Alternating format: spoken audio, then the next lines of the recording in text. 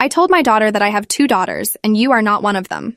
I was 22 years old when my marriage to Derek ended, standing in a courthouse hallway with our 3-year-old daughter Sophia clinging to my leg. The divorce papers felt like they weighed 1,000 pounds in my hands, but at least I had her. At least I had my baby girl. Derek had cheated with a coworker, gotten caught, and barely fought for custody. He agreed to every other weekend and Wednesday dinners, signed the papers without argument, and walked away looking relieved. I told myself it didn't matter that he'd given up on us so easily. Sophia and I would be fine. We were a team, just the two of us against the world. I got a job as a dental hygienist at Dr. Patel's office downtown, found a small apartment near the elementary school, and threw myself into being the best mother I could possibly be. Every decision I made revolved around her happiness and security. Every dollar I earned went toward making sure she had what she needed. Those first 2 years after the divorce were hard but beautiful in their own way. Money was incredibly tight on my salary, and there were nights I ate ramen so Sophia could have chicken nuggets and fruit. Our apartment was tiny, just 2 bedrooms with thin walls and a kitchen barely big enough to turn around in, but I made it cozy with secondhand furniture and homemade curtains. Sophia's room was painted lavender, her favorite color, and I'd spent an entire weekend hand-painting butterflies on one wall while she directed me on which colors to use. She had strong opinions even at 5 years old, my smart, stubborn little girl who looked exactly like me with dark curly hair and green eyes that saw everything. Our weekends together were magic. We'd go to the park and feed ducks, visit the library for story time, make elaborate blanket forts in the living room. She'd help me make pancakes on Sunday mornings, standing on a chair at the stove while I held her steady and let her flip them, even though half ended up on the floor. Derek was consistent at first with his visitation schedule. Every other Friday at 6, he'd show up in his new truck to collect Sophia for the weekend, and she'd run to him with the pure joy only small children can express. I'd watch her go with a smile fixed on my face, then spend the weekend cleaning and meal prepping and trying not to think about how quiet the apartment felt without her. He'd bring her back Sunday nights, and she'd be full of stories about the movies they watched and the restaurants they went to, places I couldn't afford to take her. I tried not to feel jealous, tried to remember that having a father who showed up was good for her, even if that father had destroyed our family. I packed my hurt away in a box in my chest and focused on being present when she was home. Our Wednesday dinners were at the diner near his apartment, and I'd drop her off at 6 and pick her up at 8. 2 hours where I'd sit in my car in the parking lot doing crossword puzzles because driving home and back wasted gas I couldn't afford. Everything changed when Derek started dating Vanessa. I first heard about her from Sophia, who came home from a weekend visit bubbling with excitement about Daddy's new friend who had a big house with a pool. I felt my stomach clench but kept smiling, asking casual questions about what Vanessa was like. Sophia said she was pretty and nice and had given her a present, a stuffed unicorn that now sat on her bed. I looked at that unicorn and felt something ugly stir in my chest. Not jealousy exactly, but a protective fear that someone else was entering my daughter's world, someone with resources I didn't have. I pushed the feeling down and told Sophia I was glad she'd had fun. That night after she went to bed, I allowed myself 10 minutes to cry in the shower, then pulled myself together and moved on. There was no point dwelling on things I couldn't control. Derek had every right to date. I just hoped Vanessa was good to my daughter. Over the next 6 months, Vanessa became a constant presence in Sophia's weekend stories. The big house became their house when Derek moved in with her. The pool was Olympic-sized with a slide. Vanessa's car was described in reverent tones as the shiniest thing Sophia had ever seen. Derek proposed after 8 months of dating, and suddenly my ex-husband was marrying into serious money. Vanessa's family owned a chain of car dealerships across 3 states, and from what I could piece together from Sophia's innocent observations, she'd never worked a day in her life. She spent her time decorating their house, planning charity galas, and apparently showering my daughter with gifts. Sophia came home from visits with new clothes, new toys, stories about shopping trips to stores I'd only seen in magazines. I watched my daughter's eyes light up talking about Vanessa's walk-in closet and felt my own inadequacy like a physical weight. Our apartment felt smaller and shabbier with each visit. The butterflies I'd painted on her wall looked childish compared to whatever designer nursery Vanessa had probably created. Sophia was 7 when the shift started becoming noticeable. She began complaining about our apartment, asking why we couldn't have a house like Daddy's. I explained gently that houses cost a lot of money, and we were happy where we were, pointing out all the things that made our place special. She'd sigh dramatically and retreat to her room with her new iPad, a gift from Vanessa that I couldn't have afforded if I saved for a year. Her attitude during our weekdays together grew less enthusiastic. She picked at the dinners I made, mentioning that Vanessa's cook made better versions of everything. When I suggested our usual weekend activities, she'd wrinkle her nose and ask if we could do something else, something more exciting. The library wasn't fun anymore. The park was boring.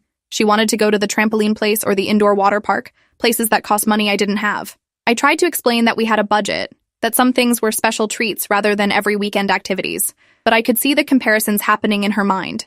I was the mother who said no. Vanessa was the one who said yes to everything. By the time Sophia turned 8, Derek had started canceling Wednesday dinners. He'd text at the last minute with apologies, saying something had come up or Vanessa had planned something.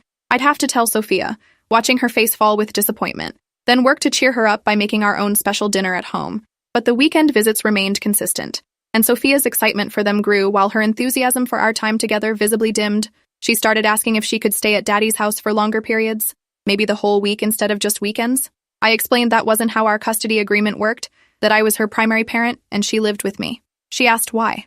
In a small voice that cut through me like glass, she asked why she had to live in our tiny apartment when Daddy's house had a room just for her with an ensuite bathroom and a balcony. I didn't have an answer that didn't sound like "I'm your mother and I love you," which suddenly felt inadequate against the material advantages Derek could provide. The real deterioration started when Sophia was 9.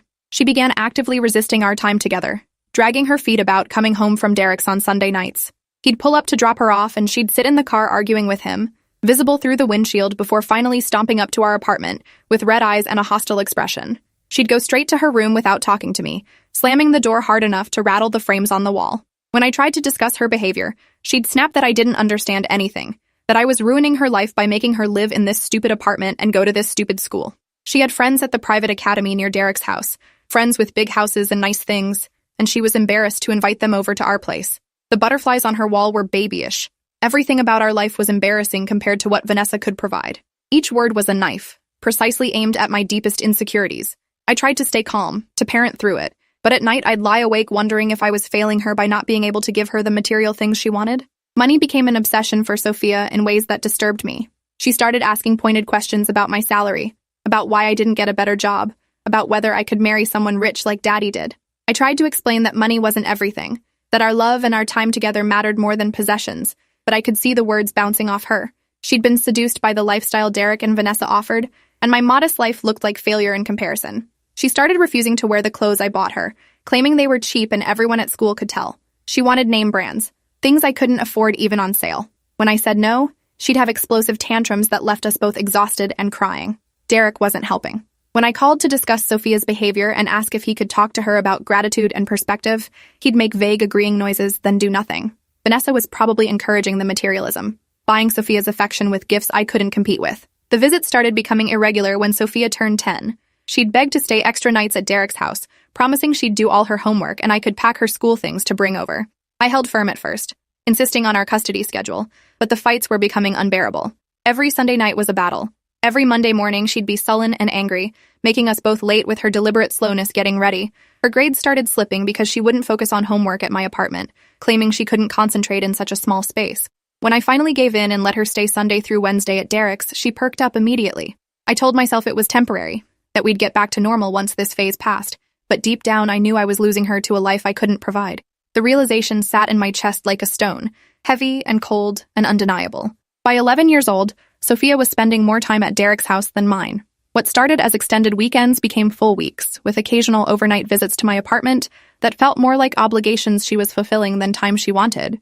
She'd come over on Wednesday evenings, eat dinner in hostile silence while texting her friends on the phone Vanessa had bought her, then retreat to her room until I drove her back to Derek's on Thursday mornings. Our conversations became transactional. Did you finish your homework? Yes. How was school? Fine. Want to watch a movie together? I'm tired. The daughter who used to crawl into my lap for stories was gone, replaced by this stranger who looked at me with something close to contempt. I tried everything I could think of to reconnect. I planned special outings, made her favorite meals, tried to engage with her interests even though they'd shifted to expensive hobbies like horseback riding that Vanessa funded. Nothing worked. I was fighting a losing battle against unlimited resources and a child who'd learned to measure love in dollar signs. The conversation that changed everything happened on a Wednesday evening when Sophia was 12. I'd made her favorite dinner, chicken parmesan with garlic bread, and set the table with candles thinking maybe we could have a nice meal together for once. She came in from school, dropped her designer backpack by the door, and looked at the table with visible disdain. I asked her to sit down, my voice probably too bright, too desperate. She sighed like I'd asked her to do something impossibly difficult and slumped into her chair. We ate in silence for several minutes before I tried to start a conversation about her day. She gave one-word answers, her eyes on her phone. I finally asked her to put the phone away during dinner. She looked at me like I'd slapped her and said, "Vanessa lets me use my phone at meals." The comparison hung in the air between us, sharp and deliberate. I felt something crack in my chest. Very quietly, I asked if she was happier at Derek's house than with me. She met my eyes for the first time all evening and said, "Yes." The single word devastated me more than I knew words could.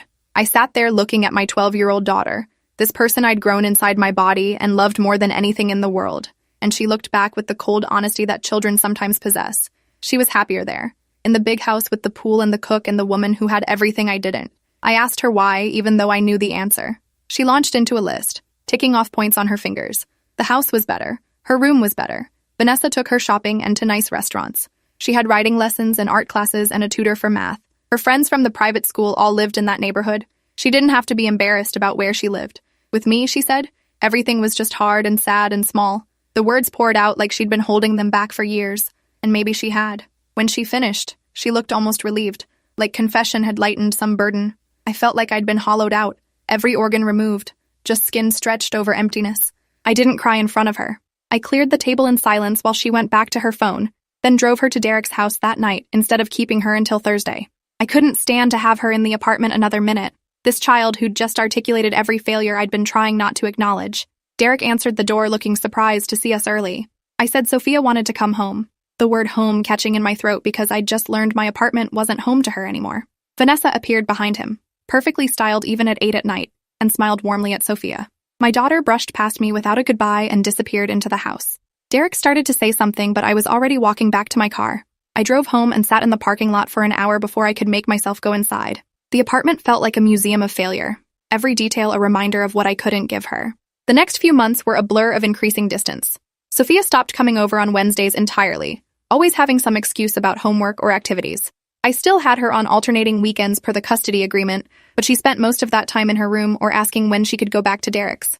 I tried to talk to her about it, tried to bridge the gap between us, but she'd shut down or get angry. Finally, on a Saturday afternoon after she'd spent 3 hours locked in her room, I knocked on her door and asked if we could have an honest conversation.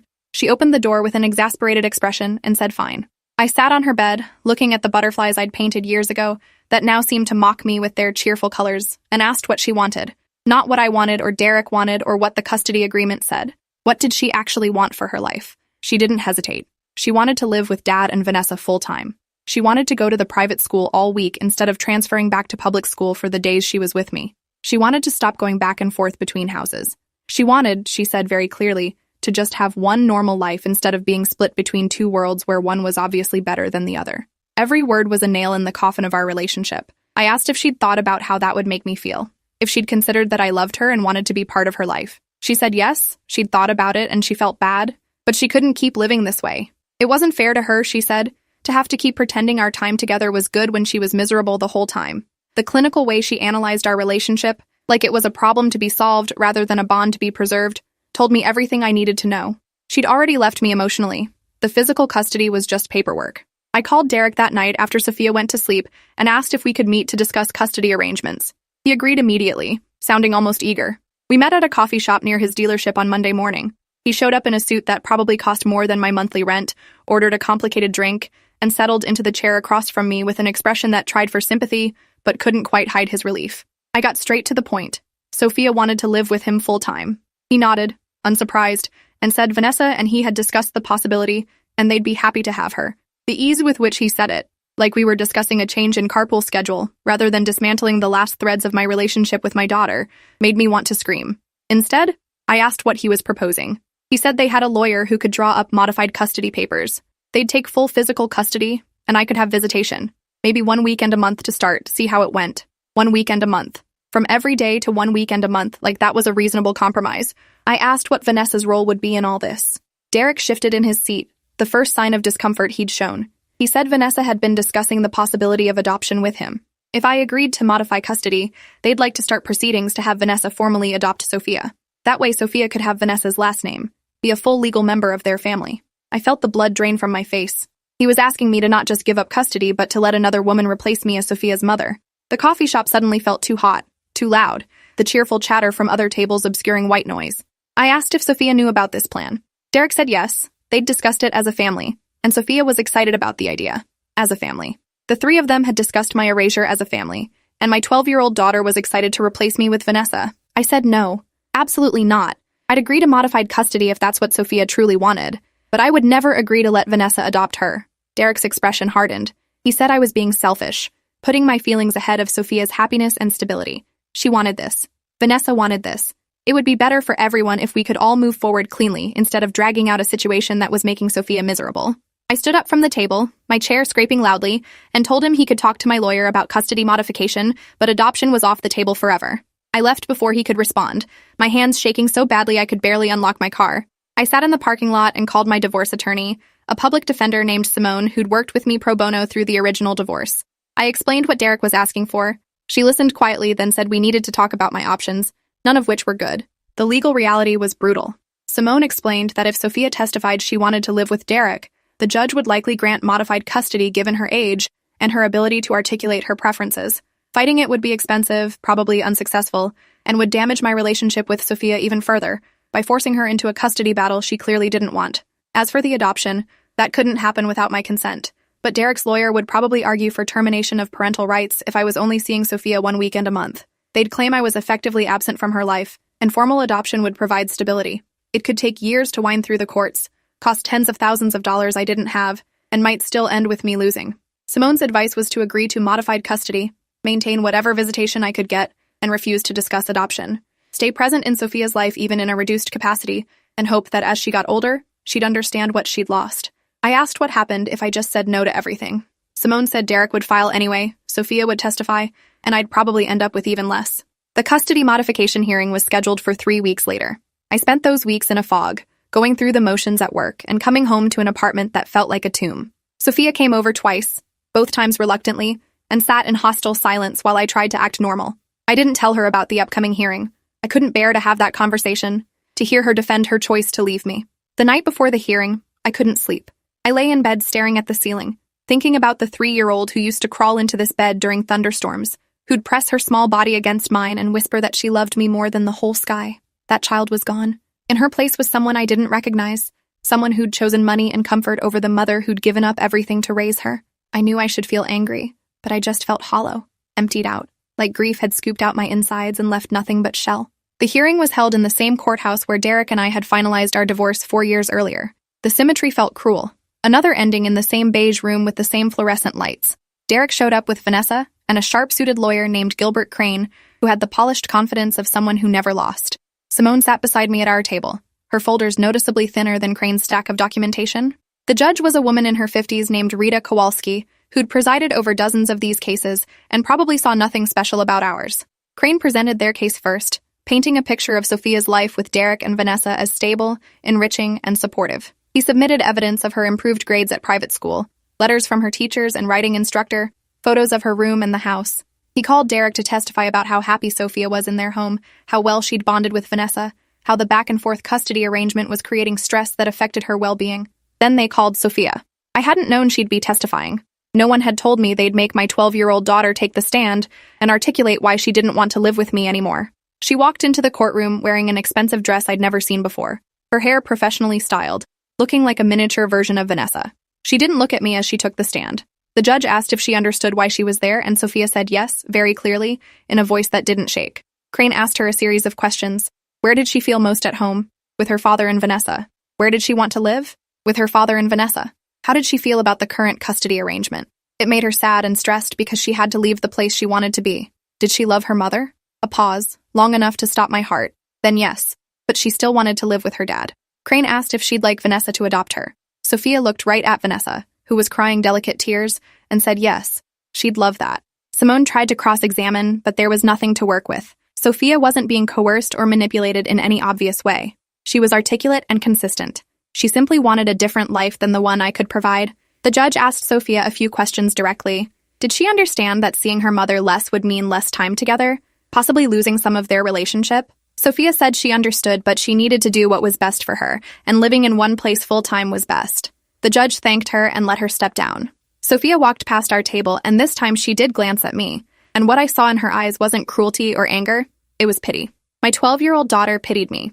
I felt something fundamental break inside my chest, some structural support that held my heart in place. When Simone put me on the stand, I could barely answer her questions. Yes, I loved my daughter. Yes, I wanted what was best for her. No, I hadn't provided the same material advantages Derek could. Yes, I understood Sophia wanted to live with them. No, I wouldn't agree to the adoption. My voice cracked on that last word and I started crying. Ugly sobs I couldn't control. Judge Kowalski granted modified custody to Derek with primary physical custody. I was granted visitation 1 weekend per month and alternating holidays, pending Sophia's willingness to participate. The adoption petition was denied without my consent, but the judge noted it could be revisited in the future if circumstances changed. The whole hearing took less than 2 hours. 2 hours to dismantle 6 years of single parenting, of sacrifice and love, and trying my absolute best. Walking out of that courtroom, I passed Derek and Vanessa in the hallway. Vanessa had her arm around Sophia, and all three of them looked relieved, happy, like a weight had been lifted. They'd won, I'd lost. The architecture of my life collapsed around me, and they stepped over the rubble without looking back. Simone touched my arm and asked if I was okay. I said yes, because what else could I say? No, I'm not okay. I'll never be okay again. I just watched my daughter choose someone else. There were no words adequate to the moment. The first month after the custody change was survivable. Sophia came for her visitation weekend, spent most of it in her room, but she came. I tried to make it special. Took her to the nice mall she liked even though I couldn't afford to buy anything. Made elaborate meals she picked at. We went through the motions of mother-daughter time while a chasm stretched between us that neither of us knew how to bridge. She left Sunday afternoon without saying she loved me, just a quick hug and bye mom before running to Derek's car. I closed the door, and the silence of the apartment was deafening. All those years I'd cherished our quiet time together, just the two of us, and now quiet felt like suffocation.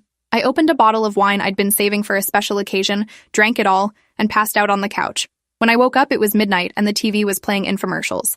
I felt absolutely nothing. Not sad, not angry, just a vast emptiness that stretched in all directions.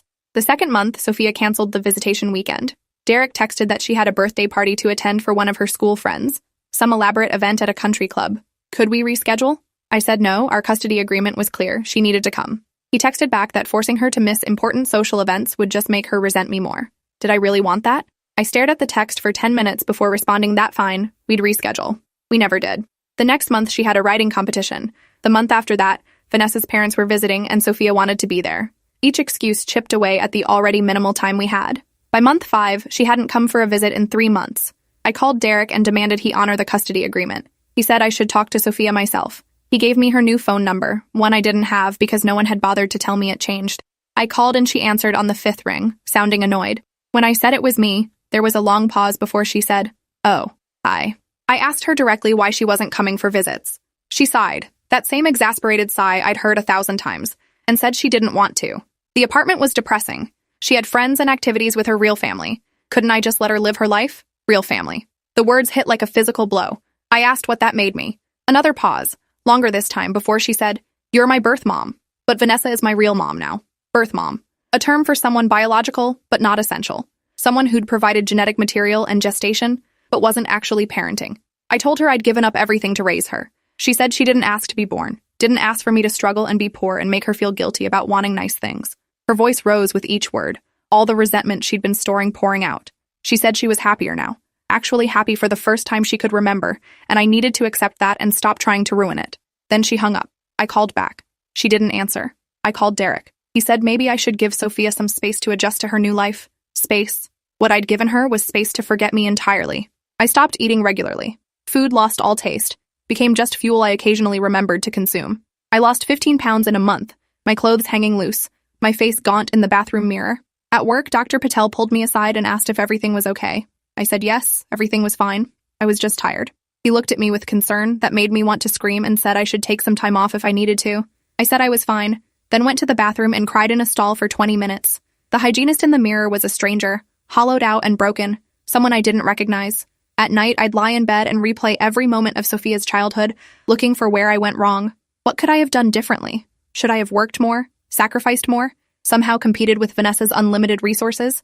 Or should I have let her go earlier, recognized sooner that maternal love couldn't compete with material comfort? The questions spiraled endlessly with no answers. Month 7, Derek called from an unknown number. I answered thinking it might be Sophia, and his voice hit me like cold water. He said we needed to talk. Vanessa and he had been discussing the situation and they had a proposal.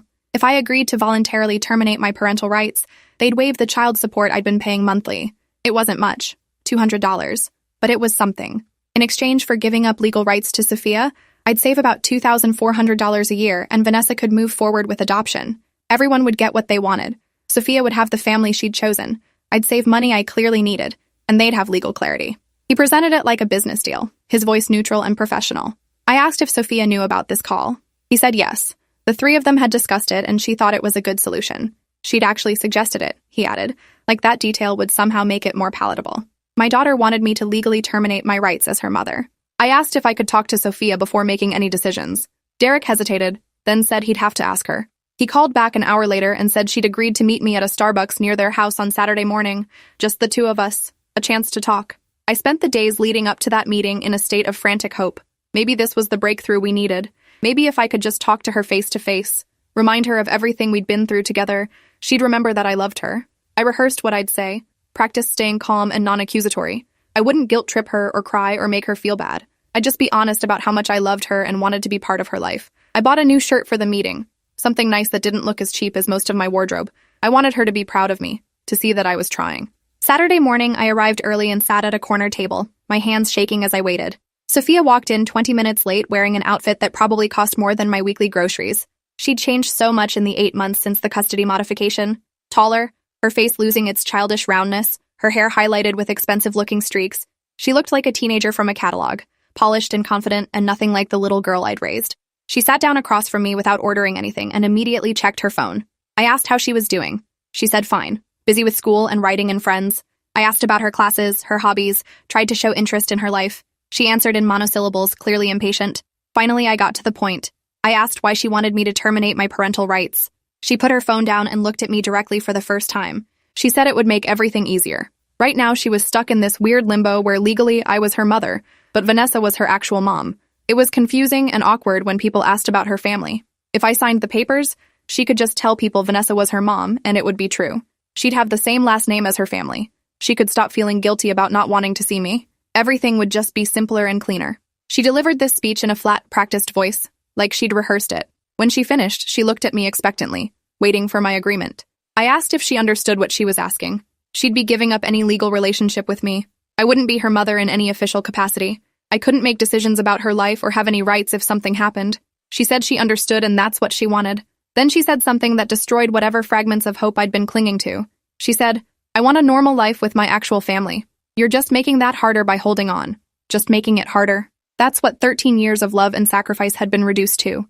An inconvenience she needed me to resolve by erasing myself from her life. I asked if she remembered when she was little, all the things we'd done together, the library trips and the pancake mornings and the blanket forts. Did she remember when I painted butterflies on her wall because she said they made her feel like she could fly? She looked uncomfortable, squirming in her chair like I was embarrassing her with sentimentality. She said she remembered, but that was a long time ago and she was different now.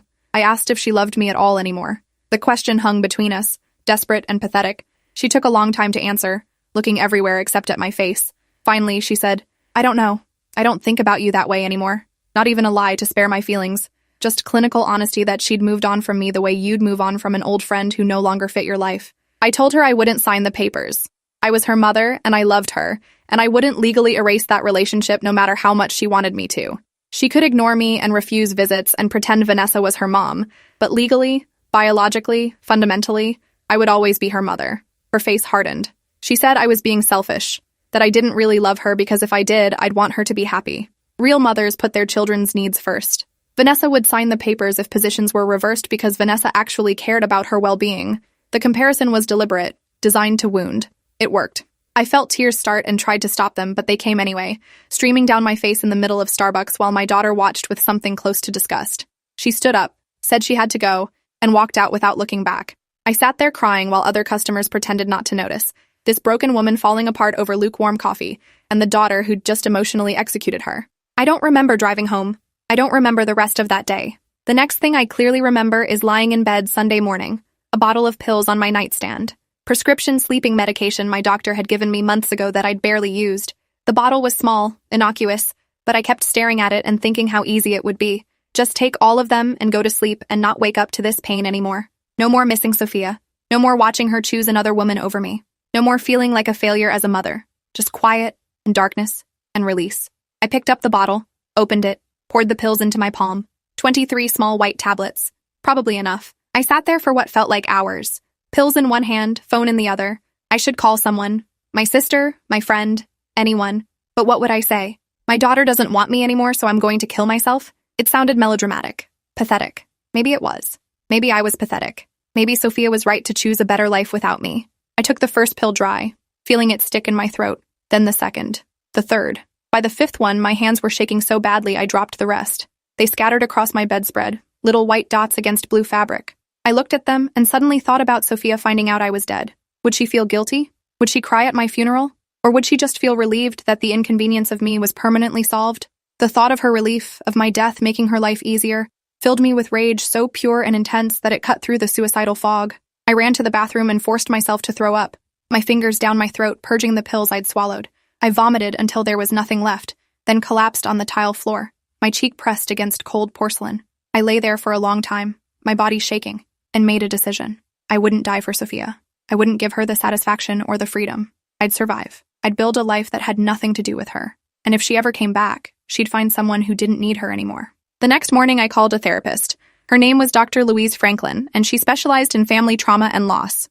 Her office was warm with soft lighting and comfortable chairs, the kind of place designed to make broken people feel safe enough to break further. I sat across from her and told the entire story, from Sophia's birth to yesterday's pill bottle, not sparing myself any details. I told her about my failures as a mother, my inability to compete with Vanessa's money, my rage and grief and suicidal impulses. Dr. Franklin listened without judgment, taking occasional notes, and when I finished, she said something that changed my perspective entirely. She said Sophia hadn't rejected me as a person. She'd rejected the life circumstances I represented: poverty, struggle, limitation. At 13, she didn't have the maturity to separate her mother from the material conditions of their life together. That didn't excuse her cruelty, but it contextualized it. She was a child making choices with incomplete understanding of consequences. The question was whether I'd let those choices define the rest of my life. Therapy became my anchor. Twice-a-week sessions where Dr. Franklin helped me process the grief of losing a living child, a loss more complicated than death because Sophia was out there thriving without me. We worked on separating my worth as a person from my relationship with my daughter. We developed coping strategies for the crushing loneliness. We discussed the termination of parental rights and whether I should consider it. Dr. Franklin never told me what to do, just helped me think through the implications. If I signed, I'd have no legal connection to Sophia ever again. No way to reconnect if she changed her mind as an adult. No claim to grandchildren if she had them someday. But I'd also be free from child support, free from the legal obligation to maintain a relationship that brought me nothing but pain. The decision was mine. I decided to wait, to sit with it before making something so permanent. Derek sent the papers 3 more times over the next month. I didn't sign them, but I didn't throw them away either. I kept them in a drawer, a possibility I wasn't ready to actualize. 6 months into therapy, Dr. Franklin suggested I might benefit from volunteer work, something to remind me I had value beyond my failed relationship with Sophia. She recommended a local organization that worked with foster children, kids aging out of the system who needed mentorship and support. I was resistant at first. The idea of being around other people's children felt like salt in an open wound. But Dr. Franklin pushed gently, suggesting it might help me process my grief to give to children who actually wanted what I had to offer. So I signed up. My first assignment was mentoring a 15-year-old girl named Destiny who'd been in 7 foster homes and was about to age out with nowhere to go. She was angry and defensive, covered in armor that I recognized because I was wearing my own version. We met weekly at a coffee shop and mostly sat in silence while she glared at me and I tried to think of non-intrusive questions to ask. It took 3 months before Destiny started talking to me. Small things at first. Complaints about her current foster home and the social worker who kept promising things would get better. Eventually, bigger things. Her mother had been addicted to meth and chose drugs over her daughter. Her father was unknown. Every adult in her life had failed her repeatedly. She didn't trust anyone, and she sure as hell didn't need some random volunteer trying to fix her. I told her I wasn't trying to fix her. I was just showing up because I'd committed to showing up. She could talk or not talk. I'd be there either way. That honesty seemed to disarm her. The next week, she asked about my life, why I was doing this. I told her the truth. I had a daughter who didn't want me, and sitting across from someone else's pain made my own feel slightly less suffocating. Destiny laughed, the first time I'd heard her laugh, and said that was the most depressing reason for volunteering she'd ever heard. We bonded over shared damage. Destiny aged out of foster care 3 months later. She had nowhere to go and no support system. Her social worker was trying to find her a spot in transitional housing, but the waitlist was 6 months long. In the meantime, Destiny was couch surfing with friends and showing up to our weekly meetings looking progressively more exhausted and defeated. I made a decision that surprised both of us. I asked if she wanted to stay with me temporarily until the housing came through. She looked at me with suspicion and asked what I wanted in return. I said nothing, just someone to share the apartment with so it felt less empty. She moved in with a garbage bag of belongings and claimed Sophia's old room, sleeping in the bed my daughter hadn't used in over a year. That first week was awkward, both of us navigating shared space and uncertain boundaries. But slowly, we developed a rhythm. I'd make breakfast before work and she'd still be sleeping. I'd come home and she'd have cleaned the apartment or started dinner with groceries I'd left money for. Destiny started opening up about her life in ways she hadn't during our mentorship sessions. The abuse she'd experienced in some foster homes. The parents who'd treated her like a paycheck rather than a person. The loneliness of being unwanted. I listened and shared my own story. The daughter who'd chosen money over love. The grief that still lived in my chest like a permanent resident. We were both abandoned women, just at different life stages. 3 months turned into 6 months. The transitional housing came through, but Destiny asked if she could stay longer. She'd gotten a job at Target and was saving money for her own place eventually. I said yes, grateful for the company and the distraction. We weren't mother and daughter, we were something else, some new configuration of family built on mutual trauma and tentative trust. Having her in the apartment changed something fundamental. The silence wasn't suffocating anymore. The butterflies on the bedroom wall weren't a painful reminder of Sophia. They were just butterflies. One night, about 8 months after Destiny moved in, we were watching TV and she asked if I'd ever consider fostering officially. She said there were kids like her everywhere who needed safe places to land, and I clearly had room. The question surprised me. I'd never thought about fostering. Had assumed my failure with Sophia disqualified me from parenting anyone else. But Destiny pointed out that she was still here, still choosing to stay even though she had housing options now. Maybe I was better at this than I thought. The idea planted itself in my mind and grew over the following weeks. Finally, I called the foster care agency and asked about the process. They explained the training requirements, the home studies, the types of placements available. I signed up for classes, spent 10 weeks learning about trauma-informed care and attachment disorders, and how to manage behavioral issues. The training was intense but illuminating. I learned that many foster children rejected their foster parents not because the parents failed, but because rejection was a survival strategy, a way to maintain control in chaotic lives. I became certified as a foster parent 8 months after Destiny moved in. My first placement was twin sisters, 8 and 10 years old, who'd been removed from their parents after years of neglect. They arrived with garbage bags of clothes and haunted eyes that reminded me of Destiny. The first weeks were chaos. The older sister, Veronica, was parentified and controlling, trying to manage every aspect of their lives. The younger sister, Delilah, had selective mutism and wouldn't speak to anyone except Veronica. They broke things, testing whether I'd send them back. They hoarded food under their beds, convinced scarcity was coming. They had nightmares that woke the whole apartment. I was overwhelmed and exhausted and pretty sure I'd made a terrible mistake. But Dr. Franklin reminded me that healing wasn't linear, that these children had no reason to trust me yet. So, I kept showing up, made breakfast every morning, got them to school, established routines. Slowly, incrementally, they started to relax. 3 months in, Delilah spoke to me for the first time. We were making cookies and she asked if she could lick the spoon. Such a small moment, but it felt monumental. I said yes and watched her carefully taste the batter, then smile, then ask for more. Veronica started loosening her control, accepting that I'd handle adult responsibilities. They stopped hoarding food once they understood it would always be available. The nightmares decreased. 6 months in, they called me Mom for the first time. Not their mother, never that, but Mom as a term of address. I burst into tears right there in the kitchen and they looked alarmed until I explained these were happy tears. The concept seemed foreign to them. I realized they'd probably never seen an adult cry from joy. Their caseworker mentioned their parents' rights might be terminated, that adoption could be possible if things continued progressing well. The idea terrified and excited me in equal measure. I could have daughters again. Not the daughter I'd lost, but daughters who actually wanted me. The adoption was finalized 2 years after Veronica and Delilah came to live with me. The courtroom was packed with social workers and case managers and Dr. Franklin.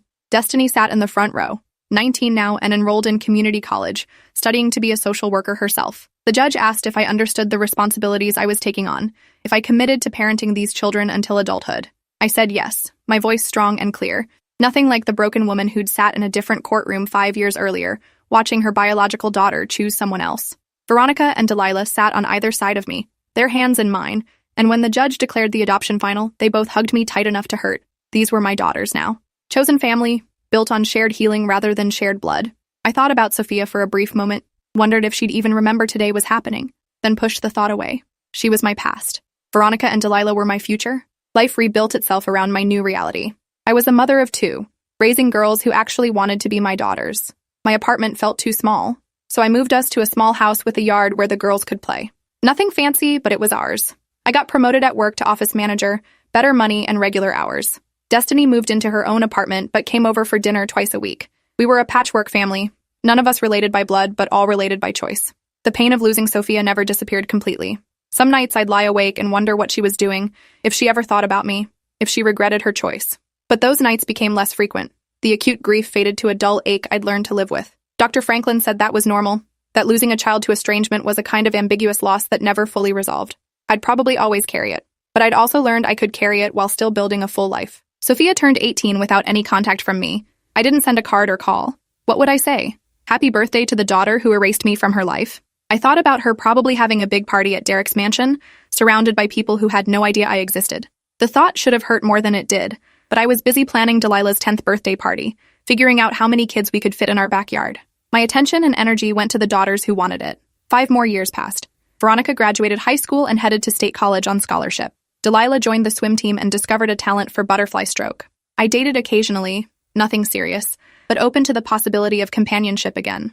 My life wasn't what I'd imagined at 22 when I was young and in love with my baby daughter. It was different. Smaller in some ways, bigger in others. Built on foundation of loss and resurrection. I survived because I had to, because giving up would have meant Sophia's rejection won. Instead, I won. I chose life. The knock on my door came on a Saturday morning when I was making pancakes for Delilah, who was 13 now and still loved our weekend breakfast tradition. I wasn't expecting anyone. Veronica was at college and Destiny was working. I opened the door and time stopped.